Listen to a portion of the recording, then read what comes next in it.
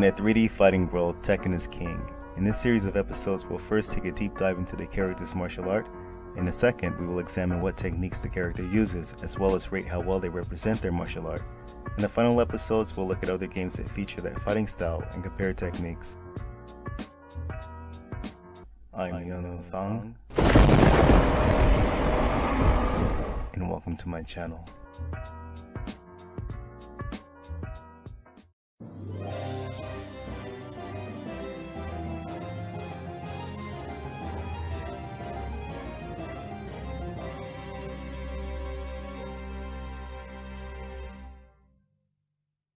The art of French foot fighting has been featured in many different fighting games. It's a well-known fighting style usually in the hands of a European character. Fighting game designers use it to highlight kicks and the elegance without the brutality. The men that use Savate are usually not the most masculine, focusing more on graceful kicks and attacks. You'll also notice some trends with many characters using acrobatic attacks like backflips and front walkovers. For now, let's look at these different characters and see how they measure up against each other. Jean-Pierre comes from the '94 Data East game Cardinal's Revenge. Born September 15, 1969 in France, Jean-Pierre fights with a style of gymnastics. I know, I promised we weren't going to mention her. And we won't. In Jean's defense, he's far less annoying, which is a bit confusing since some wikis call him a full-blown narcissist. To call him over-obsessed with perfection would not be doing the Frenchman any justice. He's very flashy and a bit of a ladies' man who is not shy at all about giving out roses. While I do consider his fighting style gymnastics, you'll start to see some really similar attacks as we continue this video.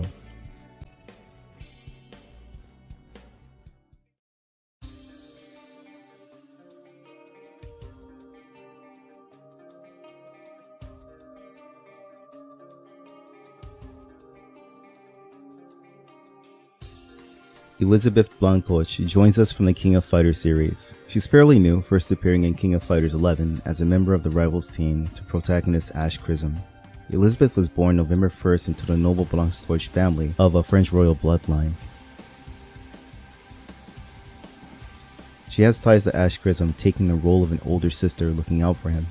Unfortunately, a fire broke out and took nearly everyone close to her, and this is all the more motivation for her to continue to look after Ash. Her fighting style is listed as Blanche-style martial arts with an emphasis on light fist techniques. This mastery over light allows her to move at extremely high speeds, and she initially fought with a riding crop, but she no longer needs it.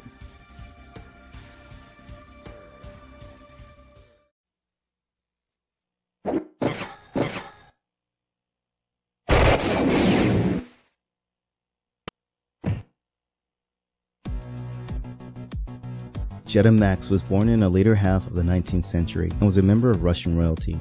Even though she was the Tsar's first cousin, she was unhappy with the social conditions and distanced herself from the family, opting to join the circus, touring with what was most likely the Circus Hine, which was touring internationally.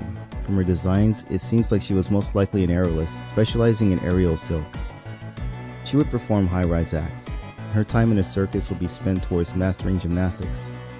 Her tour with the circus took her away from present-day Russia to places like France and the Dutch East Indies, now present-day Indonesia. Jetta would blossom into a talented gymnast as well as a master of Savate, most likely the street style, and also a master of form of Pencak Silat as well.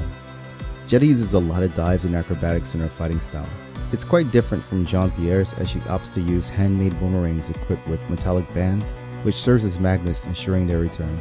If that isn't enough, she's also gifted with the superhuman ability of molecular acceleration. Internally, she has control of her body's molecular structure, resulting in enhanced speed during short bursts. Externally, she can disrupt her opponent's equilibrium, or fatally cause them to vibrate until the heat causes them to burst.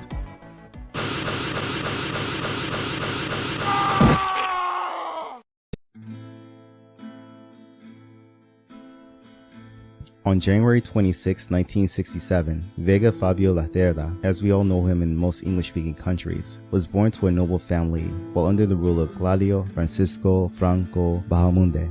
Vega grew up most likely in Seville or around Seville, Spain. A tragic event ended up with him losing his mother to a jealous stepfather, and this resulted in the young Spaniard possibly developing narcissistic personality disorder, or NPD. As a narcissistic sociopath, his splitting of good and bad with ugly and beautiful all point to this. Upon deciding to become a bullfighter, he would have joined around the age of 16, training 11 hard years. The attrition rate of bullfighting schools is 4 boys out of 10 graduating and becoming professionals. Instead of using the traditional stalk held by his SNK rival, Lawrence Blood, Vega actually prefers an elongated Tekko Kagi, a ninja tool used for various tasks such as scaling walls or in self-defense. These long claws, depending on the game, are designed for slashing, stabs, or both. In the skill of bullfighting, there exist 2 varying philosophies when putting down a bull. Volapie, pulling the cape down and drawing the bull's gaze downward, exposing their upper neck, and charging for the coup de grace. The other was recibiendo, maintaining a still presence until the bull ends himself onto the matador's blade. Vega, whose NPD allows him to maintain a cool exterior, is able to use both tactics inside and outside the arena. While Vega is officially listed as a Spanish ninja that combines his bullfighting tactics with taijutsu, I theorize from those kicks that he uses that he's also a master of Zipote, the ancestor fighting style of Savate from the Basque people.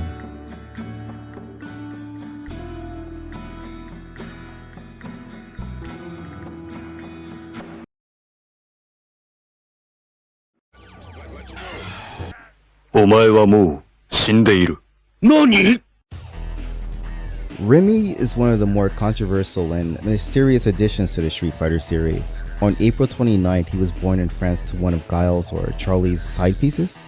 The main reason why Street Fighter fans are so quick to peg the Frenchman as the bastard son of either Nash or Guile is mainly due to 2 reasons. His light of virtue is an energy projectile that is a variation of the sonic boom, with Guile's version being thrown with 2 arms and Charlie's being thrown with 1. Number 2. His Rising Rage Flash is a variation of a flash kick, but Guile's is more of a gainer, and Charlie's is more of a reverse layout. Remy's Rage Flash is more of a regular layout. The most interesting theory that I read is him being the nephew to Guile, via Guile's estranged brother Gunla from Saturday Night Slam Masters. While touring Europe, he had a trias with a local French girl, later resulting in Remy. It's an interesting theory, and it is slightly hinted at on the Japan side. That is still speculation, and Guile is actually related to Eliza, Ken's wife. What we do know is that Remy takes some inspiration from SNK's Yori and fights using Savate.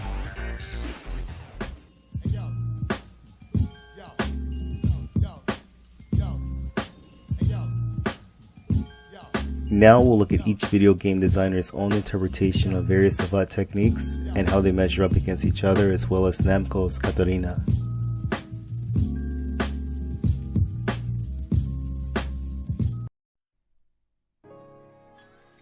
This is a spearhead thrust. Instead of making a fist, the fingers are thrust into the softer part of the body to avoid injury. Jean-Pierre does not have any punches, and all of his attacks are spearhead thrusts. From his weakest hand to his strongest one, Pierre truly believes in le pique. I combed through her move list, but I couldn't find any spearheads. Jetta Maxx, the circus star secret agent, sends her fingers out towards her opponent's face with a strong punch. On the other hand, Vega has a weapon, and any punch is basically a stab or a spear hand.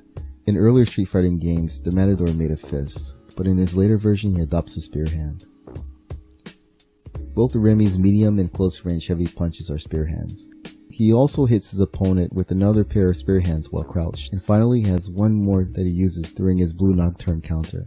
I think it goes without saying that Vega's bladed glove offers the best spear hand. Both Remy and Jean are not afraid to use them, and Katarina has excellent aim. However, nothing comes close to the damage Vega has. In fact, his super is one of the deadliest versions of this. A rising palm strike to the shin that really stuns the opponent. The body's weight is behind this one, and it really sets the opponent up for more attacks. The expert gymnast doesn't use this technique. Elisabeth, on the other hand, has 2 different versions. Jetta Maxx hits her opponent with a palm strike. When he's wearing his love glove, most of his attacks are thrusting, stabbing ones. When crouching, Remy sends his opponent airborne with an excellent palm strike. This one comes out slow, but it really hits them hard. Elisabeth's Grand Raphael puts her at the top of their class. The both has many different variations. The most commonly accepted is a horizontal arc going across the face. I mean, there are competitions based on this now, and before Will Smith showed us the way, memes were already made about this. Jean-Pierre has 2 slaps from jumping and a crouching heavy. Elisabeth hits her foes with 2 different backhand slaps, and she also has one in her combo. The most eye-pleasing slap is her backhand that knocks her opponent skyward, ending with one of the most visually pleasing hits from a bow and arrow. Jetta's weak punch at close range is her slap.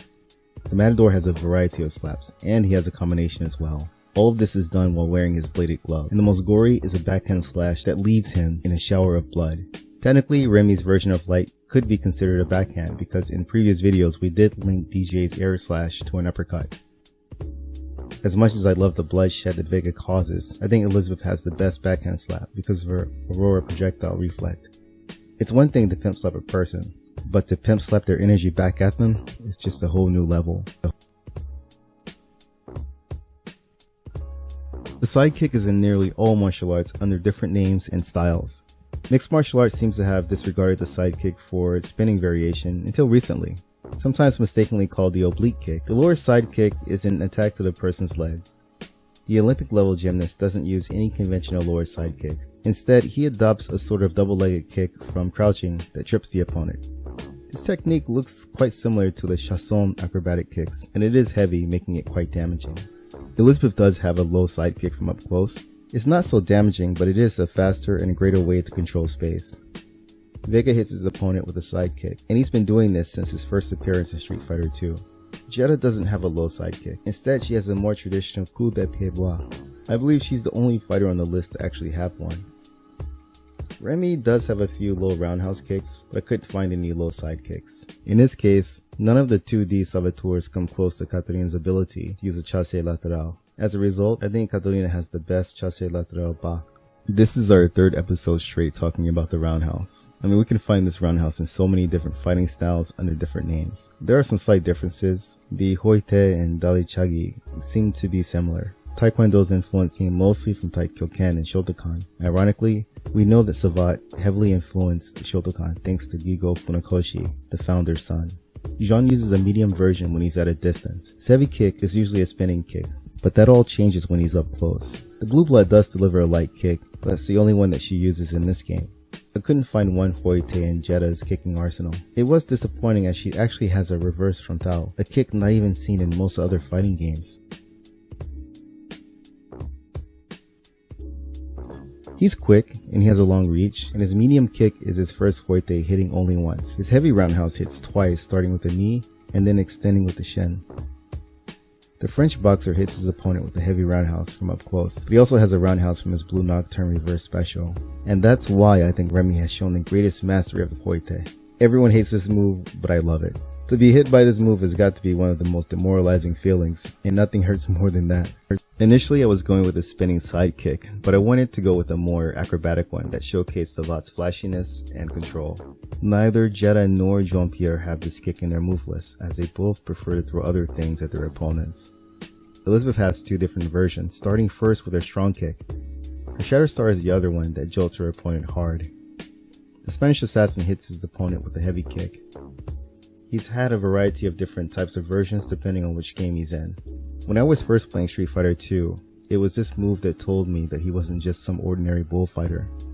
Remy's cold blue kick is technically a jumping side kick. There is no spin, but he can cover a lot of distance with it. Personally, I love Vega's spinning kick. It's quite aesthetic and I like the distance it covers. And it was this animation that was the driving force into me researching Zapote and Savate.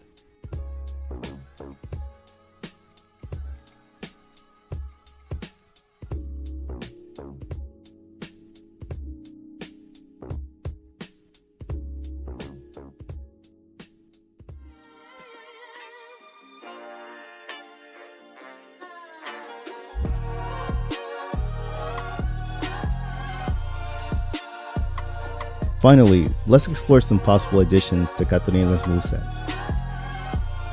This one boggled me. Savate is all about moving in and out, as well as laterally, yet Katarina doesn't have any sidestep attacks. She tends to be stuck going back and forth, when in real life, Savate fighters tend to be more mobile. This is one of the most iconic attacks in Savate, and it's legal. I would have had this as a knockdown on a counter hit.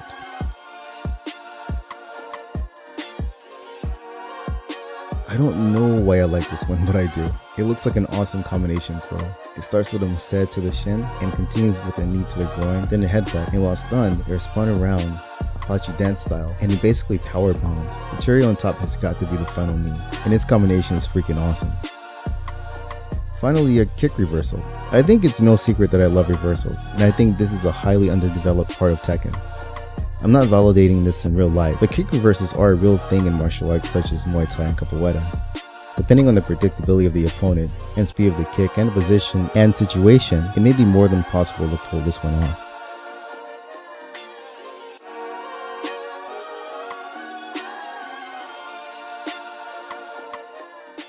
This was one of my favorites. The Paul Phoenix was more of an investigation, while the Josie series reminded me just how important it is to build awareness of your art and promote it.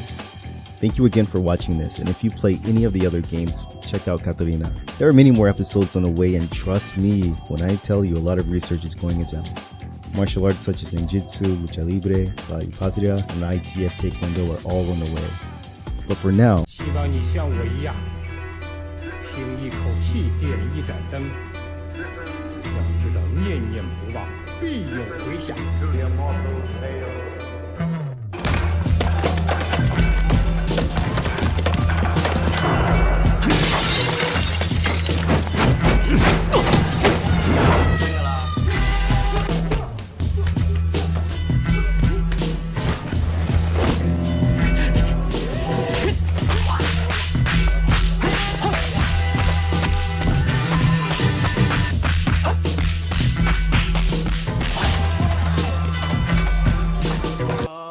而家啲街坊個個都知道你個名叫做葉問啊，你就威啦！